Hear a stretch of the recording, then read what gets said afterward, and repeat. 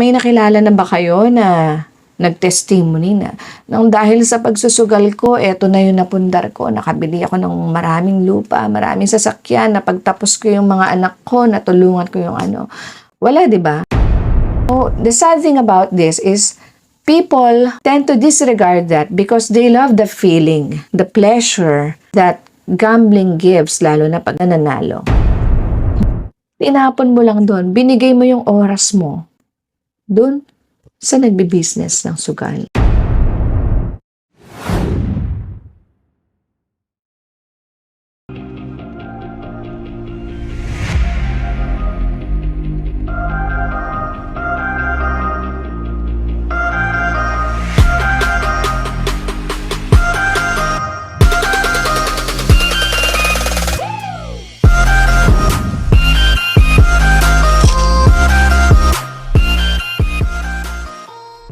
Scatter. Online casino. Ano ba yung iba? Epoch Games. Ang daming naglilipa na ngayon sa social media na online games, online casino na maaari mong i-connect sa GCash mo para mabilis kang makapag-top up.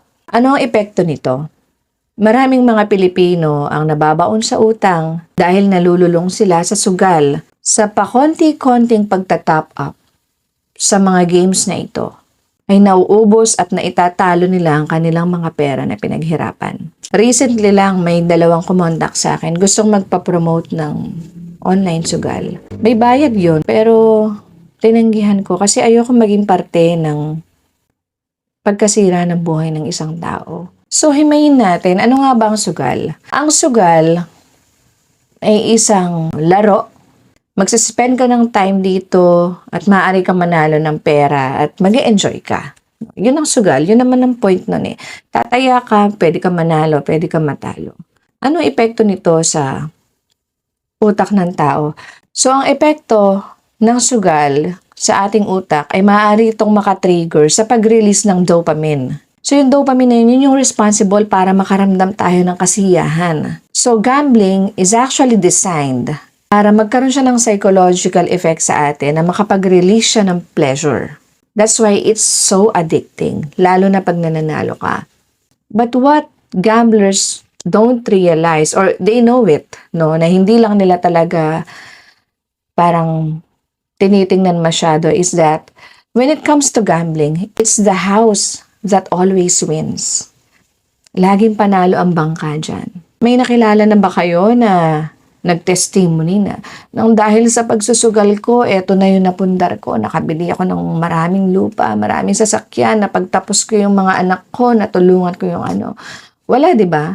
Because gambling is designed to get money from you because gambling is business. Imagine, magtatrabaho ka. How much is your hourly rate? Magkano ang tubo mo sa business mo? So, mag-gamble ka ngayon, maglalaro ka ng online game, scatter, top up ka from GCash, okay, ano lang, sige, 300 pesos lang, lagyan ko lang 300 baka, or 20 pesos lang, baka mag times 10. Eh ngayon, natalo, so tinop up mo ulit, hanggang sa gumastos ka na ng 300 pesos. Natalo ka, gusto mong bawiin. And before you know it, nakapaglabas ka na ng 1,000, 2,000. May mga iba pa na ilang libo yung nalabas nila. Is it easy to find money sa daan? Sige, try mong maglakad sa daan. Makakapulot ka ba ng 300 pesos? Hindi, di ba? When I was in college, gumawa kami ng documentary. Nagpanggap ako na taong grasa. Talagang naglagay kami ng uling, gula-gulanit yung damit ko. Namalimos ako sa daan sa loob ng 30 minutes to an hour. And you know what? Dun sa haba ng pamamalimos ko na yun, ang kinita ko 9 pesos. Imagine that, kung ganun kahirap mamalimos, mas lalong ganun kahirap makahanap ng pera. Tapos ipapatalo mo lang sa sugal. You know what's the most expensive thing in this world? It's not money. It's time. Time is the currency. Magtatrabaho ka para sa kumpanya, babayaran ka nila not just for your skills, but for your time. Kasi hindi mo na mababalik ang oras. Magbe-business ka, mapapagod ka, alam mo yon, kikita ka, and it's not only because of your diskarte, it's because of the time you invested in that. And now, the money you have, that's your time. Kung binigay lang sa'yo, oras yon nung nagbigay sa'yo. Binigay niya sa'yo yung pera. Oras niya ang nakuha. Yung pera na pinang-top up mo sa sugal, oras mo yun na hindi mo na maibabalik. Tinapon mo lang doon. Binigay mo yung oras mo doon sa nagbi-business ng sugal. At the end of the day, ikaw ang nga. How do you get free from that? May mga nabalitaan ako, milyon-milyon na natalo nila. You know, I've always believed in this, no, that you really need to decide to surrender that to God and to distract yourself. Kasi, one of the reasons why nagagamble ka is because you have nothing to do and you're bored. Gusto mo ng mapagkakaabalahan. And you need to have that mindset that, you know, kung gusto mo malibang, you do something else. Something that will not, you know, distract your finances. Mag-gym ka, mag-jogging ka. Attend ka ng church. Mag-zumba ka. Business.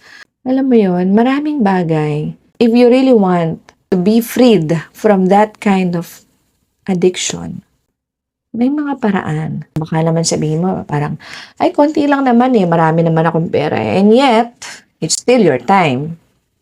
It's still your money, and you won't find money easily on the road. It's just like throwing away money out. Instead of buying pagkain, instead of blessing other people.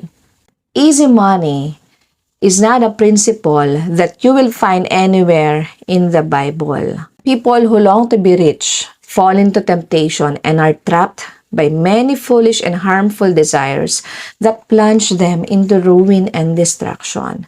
For the love of money is the root of all kinds of evil.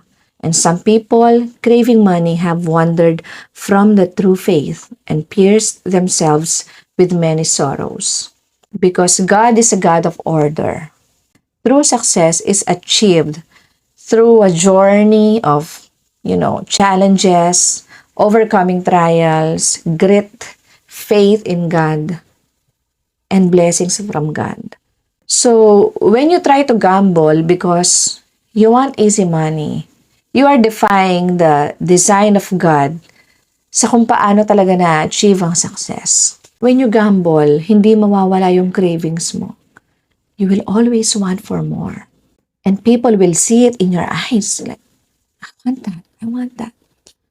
Kulang pa. Makakabawi din ako next time. Imagine that.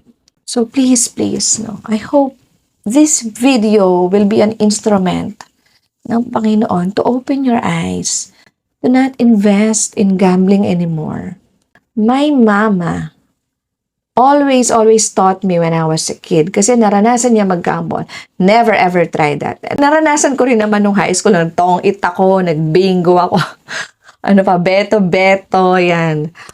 But, you know, when I became a Christian, kahit na katuwaan lang, hindi ko na tinry. And it's destructive. Gambling is destructive.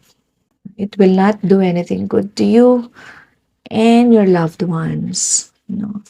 So I hope, no, you listen to that still small voice telling you to surrender and stop it. So yun lang. Sana nakatulong. Salamat.